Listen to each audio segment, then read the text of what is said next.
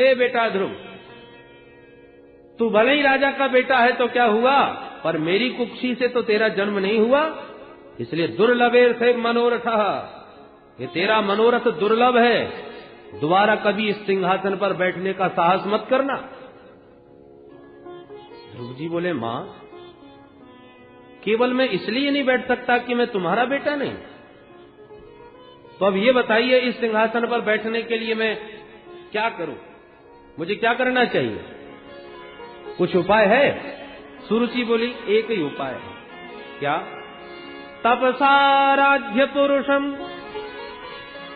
तस्यैवानुग्रहेण मे गर्भे त्वं साधयात्मानं यदीक्षसि नृपासनम्। सिंहासन पर तू बैठना ही चाहे तो पहले तपस्या कर, प्रभु प्रसन्न होकर के वर मांगने को कहे तब मांग लेना कि मेरा जन्म तो सुरुचि मां के पेट से हो, फिर इस शरीर को त्याग कर मेरा पुत्र बन के पैदा होना, तब तुझे सिंहासन मिलेगा। इन वचनों ने भक्त और भगवान दोनों का अपमान कर दिया। भक्त का तो अपमान कर ही रही है सुरुचि, भगवान का भी अपमान हो रहा है, क्योंकि अपने गर्भ को भगवान से भी बड़ा बता रही है। पहले तपस्या करेगा तब भगवान मिलेंगे, और जब भगवान मिलेंगे तब तुझे मेरे गर्भ में आना मिलेगा, इसका मतलब मेरा गर्भ भगवान से भी ऊपर है।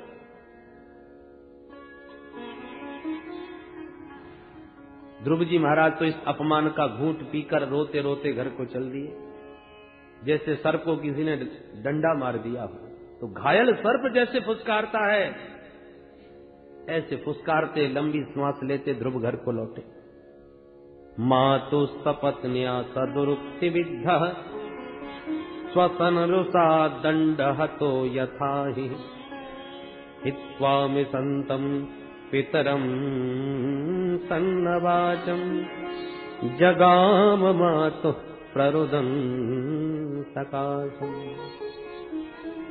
रोते हुए अपने बेटे ध्रुव को जब सुनीति मां ने देखा तो दौड़ करके अंक में ले लिया, हृदय से लगा लिया, बेटा क्या बात हो गई, किसने तुम्हारा अपमान किया?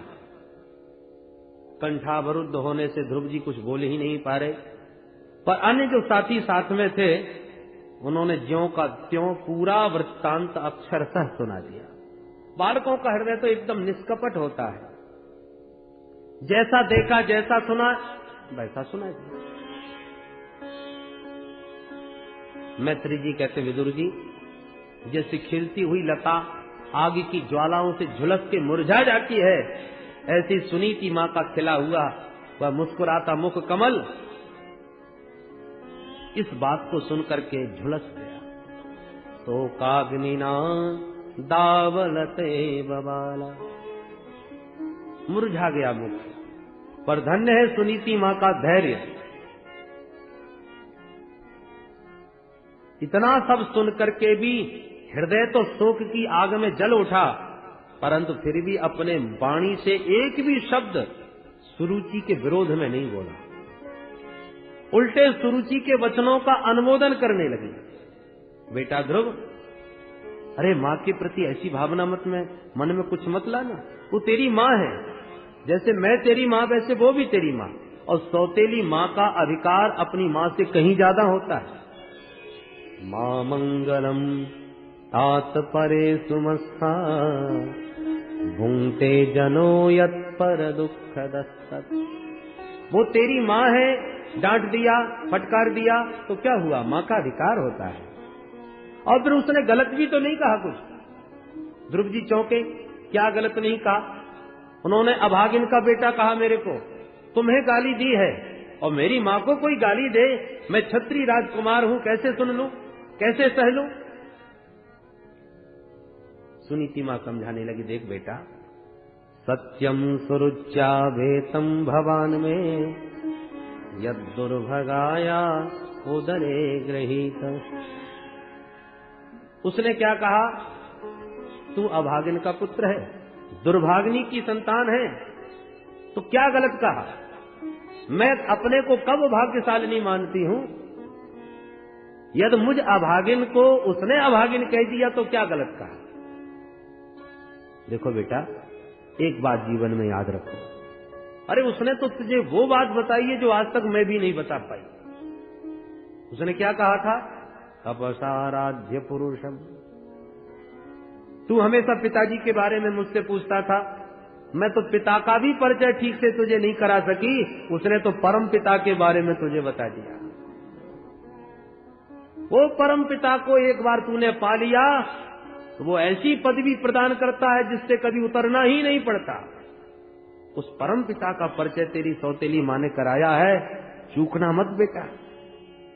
ध्रुव जी अवाक रह गए, माँ आप हर बात का अनुमोदन कर रही हैं उनके? यह तो उन्होंने वो परम पिता का परिचय दिया, तो वो परम पिता कौन है, कहाँ रहते हैं, क्या करते हैं, कैसे उनसे भेंट होगी? सुनीति माँ ने समझाया, देख बेटा, उन परम पिता की कृपा से ही तो तुम्हारे पिता उस पदवी तक पहुंचे। तू भी उनकी आराधना कर, वो एक जगह नहीं रहते। हरि व्यापक सर्वत्र समाना, प्रेम ते प्रगट मोहि में जाना। हरि व्यापक सर्वत्र समाना, प्रेम ते प्रगट मोहि में जाना। प्रेम ते प्रगट मोहि में जाना। प्रेम ते प्रगट मोहि में जाना। वो अणु अणु में, कण कण में, सर्वत्र समान रूप से व्याप्त है। वेवेसी व्यापनोति सकलम जगत इति विष्णु। अच्छा माँ, सब जगह है तो फिर दिखाई क्यों नहीं पड़ते? बोले देख बेटा, हर वस्तु दिखाई नहीं पड़ती। पुष्प के कण कण में सुगंध है, पर कहाँ दिखाई कहाँ पड़ती है? दूध के कण कण में घृत है, कहाँ दिखाई पड़ता है? पर उसी दूध को पहले जमाओ, दधी बन जाए तो मत हो, मंथन करते ही घृत प्रकट हो जाएगा। जगत में भी अणु अणु में ईश्वर की सत्ता विद्यमान है। ईशावास्यमिदं सर्वम यत्किंच जगत्याम जगत।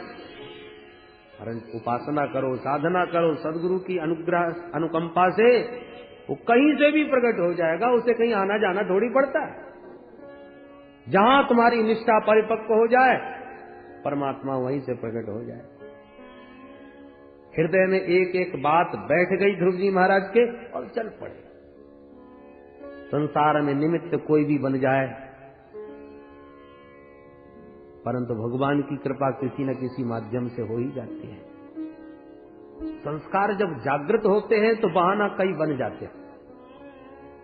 तुलसीदास जी महाराज का संस्कार तो पूर्व से ही पुष्ट था, बहाने की आवश्यकता थी तो एक उनके पत्नी के वाक्य ही बहाने बन गए। पत्नी के वचन ने संस्कार को जागृत कर दिया। अरे दीपक बाती सब तैयार रखी है, अब तो चिनगारी की आवश्यकता थी। जहां चिनगारी जली, दीपक जल उठा। कुछ लोग कहते हैं अरे गोस्वामी जी को इतना महान संत यदि बनाया तो उनकी पत्नी ने, उनकी डांट से वो संत बन गए। भाई पत्नी के डांटने से कोई संत बन जाता तो आज घर घर में संत बैठे नजर आते। बोलो राधे राधे। अरे वचन तो एक निमित्त बन गया, संस्कार उनके जागृत हो गए। दीपक तैयार था इसलिए जल उठा। जब घी ना हो, बाती भी ना हो, तो चिनगारी क्या करे? ध्रुव जी की चिनगारी जागृत हो गई। जन्म जन्मांतर की साधना आज पुनः जागृत हो गई। चल पड़े वन की ओर। घनघोर वन में जाके चारों तरफ देख रहे हैं परमात्मा को कहां ढूंढे। और जब कोई सच्ची लगन के साथ निकलता है तो परमात्मा उसका पथ प्रशस्त करने के लिए स्वतः संतों का दर्शन उसे करवा देते हैं। संतों को ढूंढने से दर्शन प्राप्त नहीं होता। हरि की कृपा जब जागती है तो संत सहजता से प्राप्त हो जाते हैं। बिनु हरि कृपा मिल ही नहीं संत। हरि कृपा न हो तो प्रयत्न करने पर भी नहीं मिलते। ध्रुव जी महाराज तो परमात्मा से मिलने निकल पड़े। ढूंढ रहे थे चारों ओर कि अचानक मिल गए देवर्षि नारद। अरे बेटा, इस जंगल में तू कहां जा रहा है? ध्रुव जी ने नारद जी को प्रणाम करके अपनी व्यथा कथा सुनाई। सारी घटना सुनकर के नारद जी मन ही मन मुस्कुराए। अहो तेज क्षत्रियाणाम मानभंगमवश्यताम। अद्भुत है तेज इन क्षत्रियों का। 5 साल का ये क्षत्रिय कुमार मात्र सौतेली मां के वचनों से व्यथित होकर आज परमात्मा को पाने के लिए निकल पड़ा। थोड़ा इसका परीक्षण करके देखो वैराग्य किस स्तर का है, क्योंकि संसार में प्रायः मरकट वैरागी ज्यादा होते हैं। घर में भाई खटपट के चल बाबा के मठ पर, घर में लड़ाई झगड़े होने पर तब प्राय लोगों को वैराग्य का भूत चढ़ता है। अरे कुछ नहीं धरा, सब दुनिया स्वार्थी है, आज से कोई मतलब नहीं, हम तो चले हरिद्वार में भजन करेंगे। तिल मिला के घर से निकल पड़े और रेलवे स्टेशन तक भी नहीं पहुंच पाए कि पप्पू की याद आएगी। वो मेरा पोता कितना छोटा, मेरे साथ सोता, मेरे साथ खाता, और मैं उसे छोड़ के चला जाऊंगा, बीमार पड़ जाएगा, रो रो के घर भर देगा। अरे 10 बर्तन खटकती रहते हैं, फिर कभी देखेंगे, जरा समझदार वो हो जाए। ये बंदर जैसा वैराग्य, कभी इस डाली पर कभी उस डाली पर। तो नारद जी को लगा ये 5 साल का बच्चा ही तो है, जरा इसका वैराग्य किस स्तर का देख लूं। समझाने लगे, देख बेटा तुम्हारी उम्र बहुत छोटी है, नाधुनाप्यवमानम से सम्मानम वापि पुत्रक लक्षयामः कुमारस्य तत्तस्य क्रीडनादिषु। बेटा ये उम्र तुम्हारी अभी खेलने कूदने की है, इस छोटी सी अवस्था में मान अपमान पर इतना ध्यान नहीं देना चाहिए। बच्चों को माता पिता सहजता से ही डांट देते हैं, इतना बुरा मान गए। जिस परमात्मा से मिलने की बात कर रहे हो बेटा, उस परमात्मा को पाने के लिए तुम्हें वन वन में सैकड़ों संत मिलेंगे, जिन्होंने सैकड़ों वर्षों से उपासना कर रखी है और आज तक एक झलक नहीं मिल पाई। मुनयः पदवीं यस्य निसंगेनोरुजन्मभि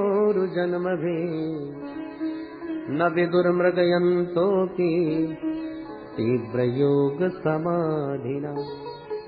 बड़े बड़े अमलात्मा, विमलात्मा, महात्मा, योगींद्र, मुनींद्र, संत, सन्यासी जन्म जन्मांतर साधना कर करके परेशान फिर भी पाते नहीं। तू 5 साल का बालक कैसे पा सकेगा, सोच ले। और एक बात कहूं, संसार में जो सुख दुख मिलते हैं बेटा, वो अपने प्रारब्धानुसार मिलते हैं। बुद्धिमान व्यक्ति को चाहिए कि दुख में पाप क्षीण हो रहे हैं ये अनुभव करे, और सुख में सुकृत समाप्त हो रहे हैं ऐसा अनुभव करें। ऐसा अनुभव करने से क्या होगा, बोले दुख में वो ज्यादा घबराएगा नहीं और सुख में ज्यादा अभिमानी नहीं बनेगा। दुखे सति पापम क्षीयते, सुखे सति पुण्यम क्षीयते। यद यद्दैव विहितम सतेन सुख दुःखयोः आत्मानं तोषयन् देहि तमसः पारमृच्छति। कहना बहुत सरल है कि दुख में तड़फो मती, सुख में भूलो मती, और इतना सरल थोड़ी है। सुख में सुखी हुए बिना और दुख में दुखी हुए बिना प्राणी रह नहीं पाता। इसलिए ये सूत्र हमेशा याद बना रहे, दुखे सति पापम क्षीयते, सुखे सति पुण्यम क्षीयते। सुख दे करके पुण्य समाप्त, दुख दे करके पाप समाप्त। तो पाप दुख दे करके समाप्त हो रहे हैं, ये दुख की घड़ी में याद बना रहे तो व्यक्ति को हर्ष ही होगा। चलो कटने दो। अरे भाई फोड़ा हो गया, अब चीरा लग रहा है, मवाद निकल रहा है, तो दर्द तो हो रहा है, पर साथ में एक अंतर सुख भी है कि ये मवाद निकल जाएगा, थोड़ा मेरा ठीक हो जाएगा। तो यदि उस चीरे के समय यदि ये अनुभव हो कि हमारा चीरे ठीक डॉक्टर के द्वारा ऑपरेशन किया जा रहा है, अब मैं ठीक हो जाऊंगा, तो वो कष्ट भी परिणाम में सुख देने वाला होगा। अनुभव बना रहे, पर अबोध बालक नहीं समझेगा ये बात, बुद्धिमान विवेकी पुरुष समझ सकते हैं। उसी प्रकार अज्ञानी जीव तो दुख में एकदम दुखी होकर के डूबे ही जाते हैं, और विवेकी सत्पुरुष जो विवेकशील हैं वो उस दुख में पाप का नाश देख करके उसके परिणाम से सुखी होते हैं। बड़ा दिव्य उपदेश नारद जी ने दिया और कहा, देख बेटा एक बात और सुन ले, बड़ों को देखकर सुखी होना सीखो, छोटों पर अनुग्रह करना सीखो और बराबर के लोगों से मैत्री करो तो जीवन में कभी दुखी नहीं होगे। आजकल हम अपने दुख में उतने दुखी नहीं है जितने कि पड़ोसी के सुख से दुखी है। हमको 4 साल हो गई उसी गाड़ी को लिए घूम रहे हैं और पड़ोसी ने, हमारे साथी ने 4 गाड़ी खरीद ली। इस बात का ज्यादा टेंशन होता है। इसलिए गुणाधिकान मुदम लिप्सेत अनुक्रोशम गुणाधमात् मैत्रीं समानादन्विक्षेत न तापैरभिभूयते। बहुत सुंदर उपदेश नारद जी ने उस बालक को दिया। और ध्रुव जी हाथ जोड़ करके बोले, सरकार कोई छलनी छानने वाली होती है ना, उस छलनी को लेकर के गैया दोहने बैठ जाए तो क्या दूध टिक पाएगा? नहीं। उसी प्रकार आप अमृत जैसी वाणी बरसा रहे हैं जो अद्भुत है, दिव्य है, पर मेरा हृदय सौतेली माँ के वचनों के बाणों से इतना छिन्न भिन्न हो गया है, इतना छलनी हो गया है कि वो आपका अमृत टिक नहीं पा रहा मेरे हृदय में। सुरुच्या दुर्वचो वाणिर न भिन्ने श्रयते हृदय। हृदय मेरा इस समय बहुत छिद्र से भर गया है, टिकेगा नहीं आपका वचन। एक ही लक्ष्य बनाया है, परम पिता को पाना। उपाय बताइए आप। नारद जी समझ गए पक्का चेला है, ये लौटने वालों में नहीं है, परीक्षा में पास हो गया। बेटा अब मुझे विश्वास हो गया, तुझे प्रभु अवश्य दर्शन देंगे। कान में मंत्र फूंक दिया, 12 अक्षर मंत्र कान में डाल दिया। मंत्र किसे कहते हैं? मननात् त्रायते, इसका मनन किया जाए। मंत्रों का संकीर्तन नहीं होता, केवल एक ही मंत्र ऐसा है जिसका संकीर्तन भी होता है और जाप भी होता है। कौन सा? हरे राम राम राम हरे हरे, हरे कृष्ण कृष्ण कृष्ण हरे हरे, हरे राम। सभी गाइए, राम राम राम हरे हरे, हरे कृष्ण कृष्ण कृष्ण हरे हरे, हरे राम राम राम हरे हरे, हरे कृष्ण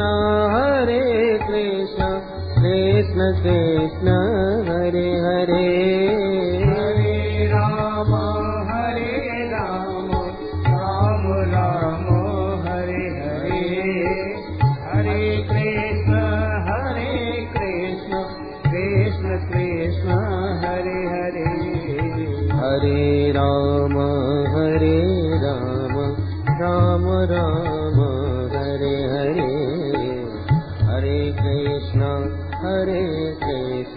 कृष्ण कृष्ण हरे हरे, हरे राम राम राम हरे हरे, हरे कृष्ण कृष्ण कृष्ण हरे हरे, हरे राम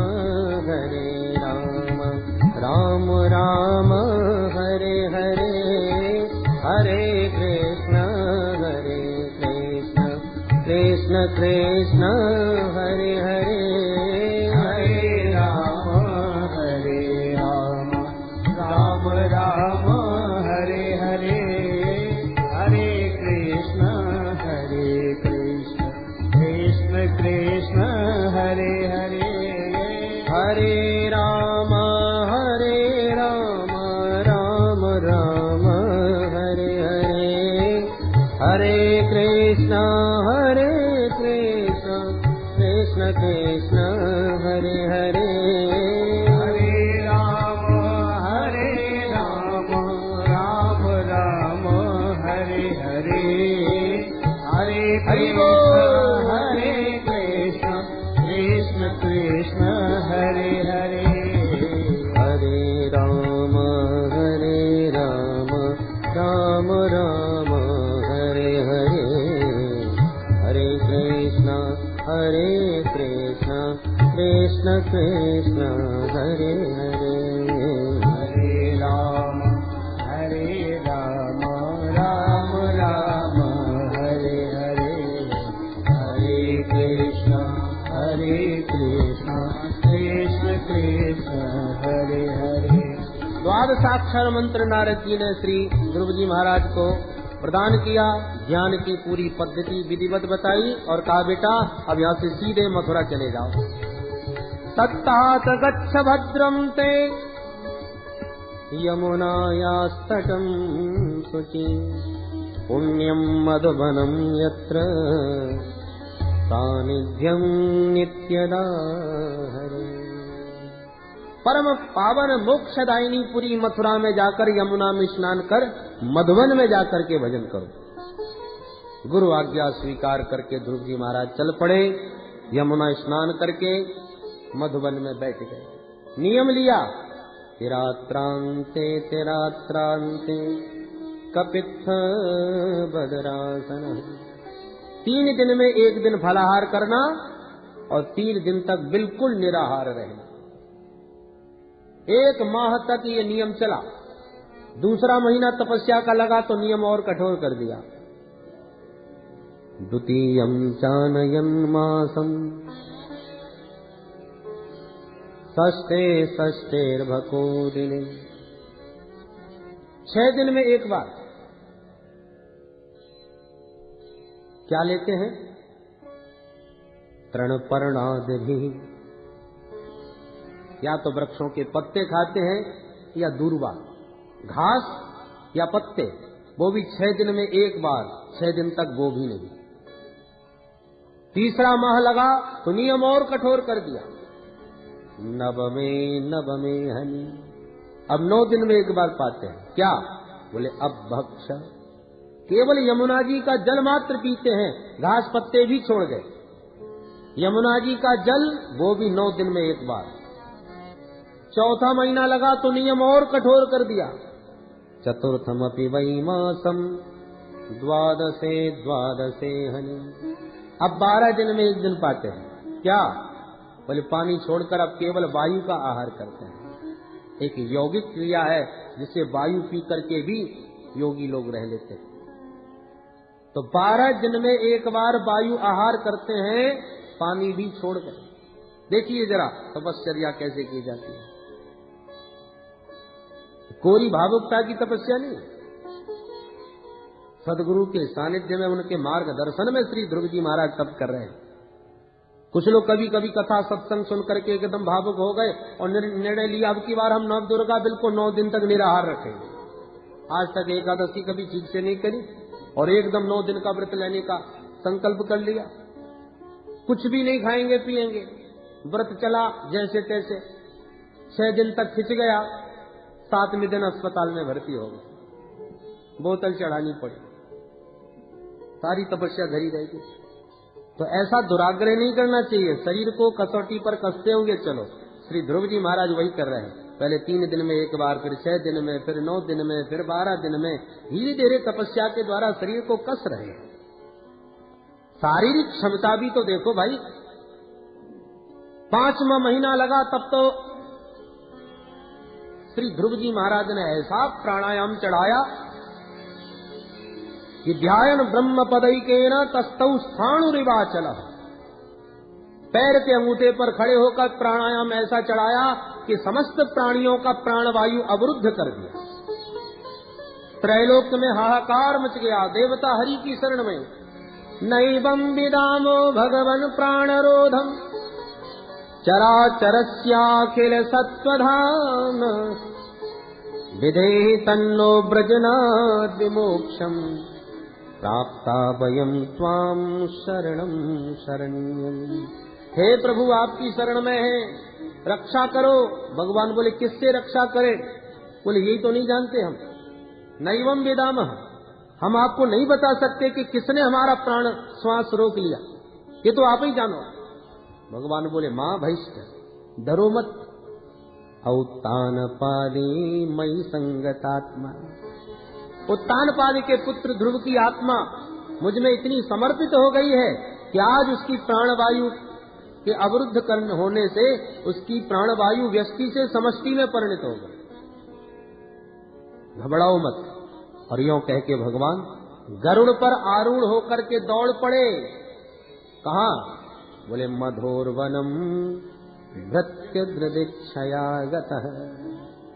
मैत्री मुनि कहते हैं विदुर जी आज ध्रुव को दर्शन देने के लिए प्रभु नहीं दौड़ रहे, तो बोले भृत्यदृदिक्षयागतः, अपने भक्त ध्रुव का दर्शन करने के लिए भगवान दौड़ पड़े मधुवन की ओर। दृष्टुम इच्छा दृदिक्षा, आज ध्रुव के दर्शन की उत्कंठा प्रभु के मन में जागी। दौड़े दौड़े गरुड़ पर आरूढ़ नारायण प्रकट हो गए शंख चक्र गदा पद्म के साथ, और ध्रुव जी आंख बंद किए खड़े। प्रभु समझ गए ये आंख खोलने वाला नहीं, क्योंकि भीतर मेरी छटा इसको दिख रही है। तो भीतर का दृश्य प्रभु ने अंतर्धान कर दिया। तब ध्रुव जी ने हड़बड़ा के नेत्र खोले तो भीतर वाले ही आंखों के सामने खड़े नजर आए। बोल भक्त वत्सल भगवान। भगवान की वह अद्भुत छटा देखते ही ध्रुव जी ने प्रणाम किया और हाथ जोड़ के खड़े हो गए। अब मनी मन सोचने लगे, हे भगवान, गुरु जी से माता जी से सैकड़ों बातें पूछी, पर ये नहीं पूछ पाया कि जब प्रभु प्रकट हो तब क्या करना चाहिए। पूजा करूं तो कैसे करूं, सामान कुछ है ही नहीं। उस स्तुति करूं तो कैसे करूं, आता जाता कुछ है ही नहीं। प्रभु समझ गए और तुरंत ध्रुव के निकट आके अपना दिव्य शंख ध्रुव जी के कपोल से स्पर्श करा दिया। स्पर्शवारम कृपया कपोले। जो प्रभु ने गाल से अपना शंख स्पर्श कराया, कि स्पर्श होते ही ध्रुव जी को सारा वेद वेदांत कंठस्थ हो गया। मूकं करोति वाचालम पंगुम लंघयते गिरिं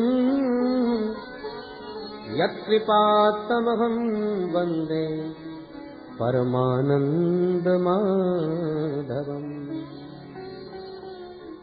भगवान की कृपा गूंगे को भी वाचाल बना दे। पूज्यपाद श्री स्वामी विष्णु आश्रम जी महाराज कहा करते थे, क्या भक्त को वाचाल बनाएंगे भगवान? वाचाल कैसे कहते हैं? जो ऊट पटांग बकबक करते हैं उनको वाचाल कहते हैं, और भगवान भक्त को वाचाल थोड़ी बनाएंगे। तो वाचालम का अर्थ क्या है? बोले वाचा अलंकरोति इति वाचालम। भगवान जिस भक्त पर अनुग्रह करते हैं उसकी वाणी को अलंकृत कर देते हैं। वो जो बोलेगा वो शास्त्र सम्मत वेद सम्मत ही बोलेगा, शास्त्र विरुद्ध उसकी वाणी निकलती ही नहीं। आज नारद जी ने 12 अक्षर मंत्र दिया, तो ध्रुव जी ने आज भगवान के सामने 12 श्लोकों में ही दिव्य स्तुति करी। योऽन्ता प्रविश्य मम वाचमिमां प्रसुप्ताम् संजीवयत्यखिल शक्तिधर स्वधाम्ना अन्याश्च हस्तचरण श्रवणत्वगादि प्राणान्नमो भगवते पुरुषाय तुभ्यम्। हे प्रभु, आपने मेरे अंतःकरण में प्रविष्ट होकर के मेरी सोई हुई वाणी को जगा दिया है। केवल आप वाणी के ही शक्ति प्रदाता नहीं, अपितु अन्य इंद्रियों में जो भी शक्तियां हैं उन समस्त शक्तियों के प्रदाता प्रभु आप ही हो। आपको मेरा सत सत प्रणाम है। जो आपके श्री चरणों को पाकर आपके प्रेम को न मांगकर संसार की अनित्य वस्तुओं की याचना करते हैं, मेरी दृष्टि में उनकी मति मारी गई। आपकी माया ने उनकी बुद्धि को हर लिया। जो कि कामधेनु गाय के सामने खड़े होकर के बकरी की पूजा कर रहे हैं, कल्प वृक्ष के पास रह करके आग धतूरे की पूजा कर रहे हैं। मैं जान गया आप वही नारायण हो। कल्पांत एतद अखिलम जठरेन ग्रहणन, तो सारे कल्प के अंत में सारे ब्रह्मांड को अपने पेट में धर के जीवों को अपने उदरस्थ करके विश्राम करते हैं। ऐसे हे प्रभु, आपके श्री चरणों में सत सत प्रणाम। भगवान बोले, बेटा कुछ मांगो।